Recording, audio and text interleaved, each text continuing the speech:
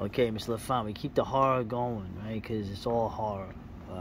We're talking about what would you say, post-apocalyptic horror. Now, one of the first post-apocalyptic horrors I'm aware of, I have the book.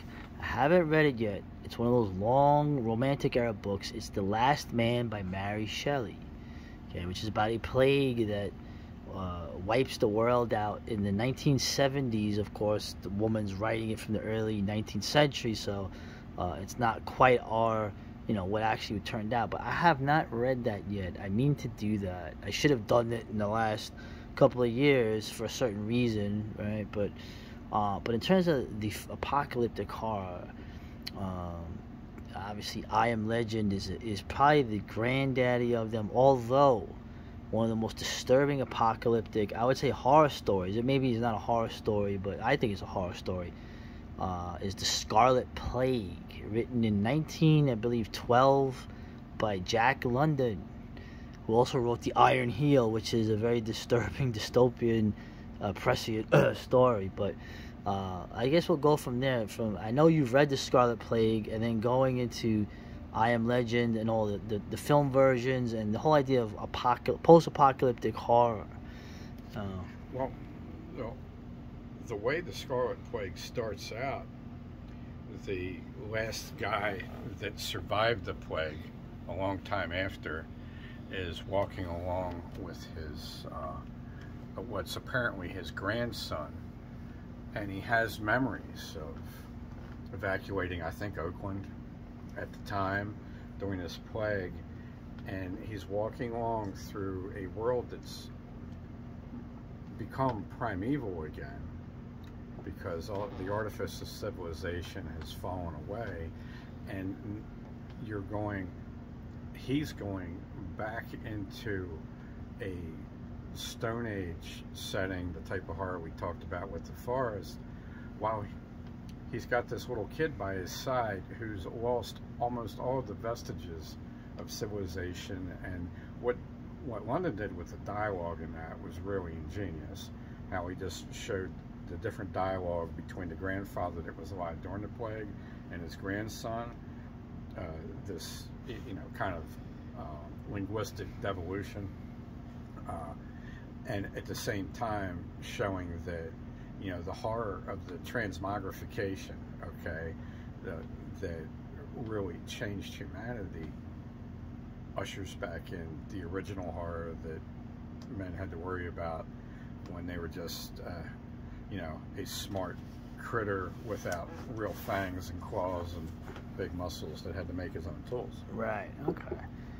That I tell you, The Scarlet Plague, I recommend you read that. There's a scene in there with the little girl when she starts to show symptoms. If you want to talk about relevant stuff, when she starts to show symptoms, how she's treated by the adults, it really is one of the most hard to read scenes, top 10 hard to read scenes in my opinion. But I'm just I guess I'm a softie for that. So now when you deal later, I guess post-war, right? Always the war, right? With the horror that you have Richard Matheson writes I Am Legend, which is I guess it could be considered a novella or a short. I'm not sure if it's a novella or novelette. Was the original title of that? I Am Legend is the and original then when he did title. The movie with Vincent Price, they called it The Last Man on Earth, which to me is the best adaptation of that. I love that film, but you've read the Richard Matheson story. Richard Matheson is one of the most, I wouldn't say underrated. The guy was one of the best writers. He was a horror writer. But he wrote scripts for like major films and everything. But what do you remember of I Am Legend? And I know you saw the film adaptations. I saw all three. You saw all three, okay. So what's I didn't see them in order. I saw Mega Man when I was a kid. Then I saw I Am Legend, the Will Smith version. And then I finally saw the one with Vincent Price in it. And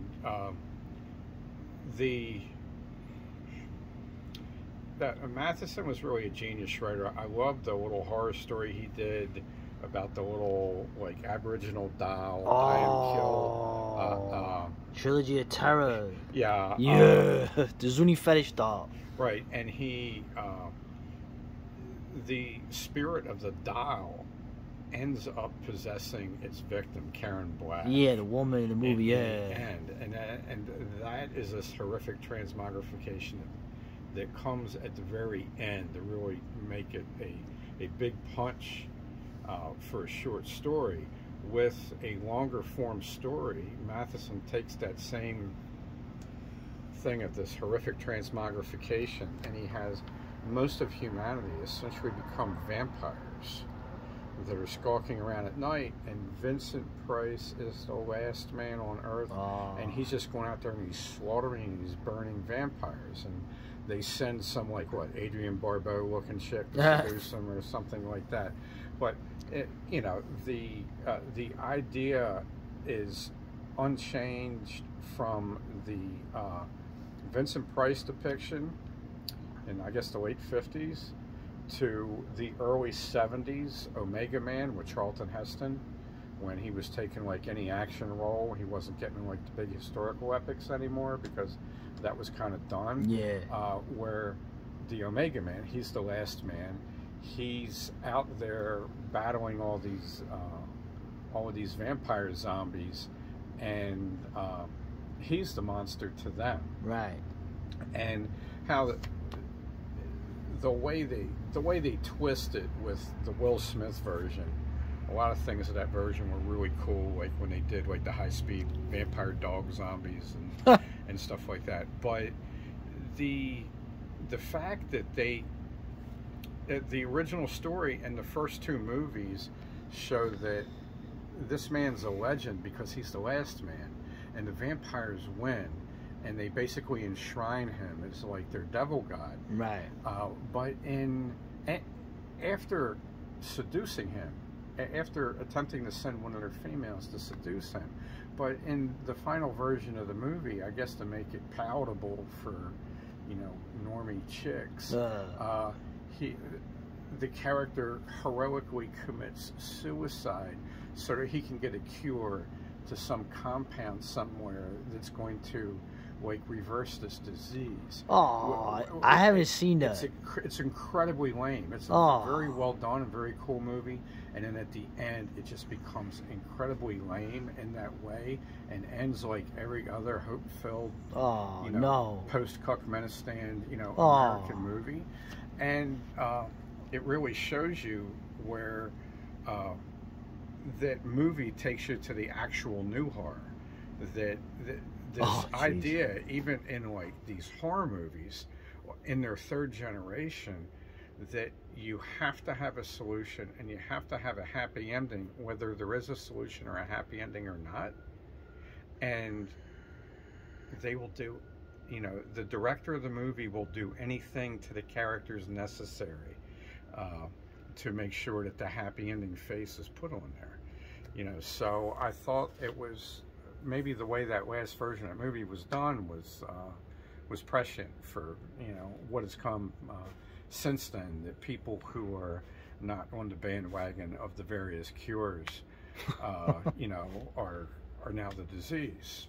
Yeah, well, that's figure if Will Smith's in it, it's lame. Okay, you could even all respect to Chris Rock. I mean, he took that shot, that bitch ass slap like nothing. I thought it was a really good movie, except how they ruined the ending. Yeah, well, it's a good ending is, though. I mean, that's the thing, though. Like that. I mean, like when you have a horror film or any film, but like a horror film to me, when you have when the ending sucks, it ruins the whole movie. You know. It sucks if you're a horror fan. Well, yeah. But if you're a chick, okay, and you're not a fan of horror movies, and the only reason how you can tolerate watching a horror movie is that there's a happy ending on the end of it, then... Well, I guess that makes sense. Thank God I'm not a normie chick. So. Yeah. Normie chick. No, normie chick. Yeah. Well, it's funny because, like I said, you remember someone who I knew very well. She loved horror films. She loved bleak horror films too.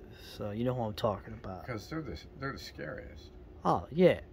It reminds me of the movie Hold the Dark, which might be my favorite horror movie because it's got my favorite cop killing. Oh no, dude, oh, back to blue, back to blue.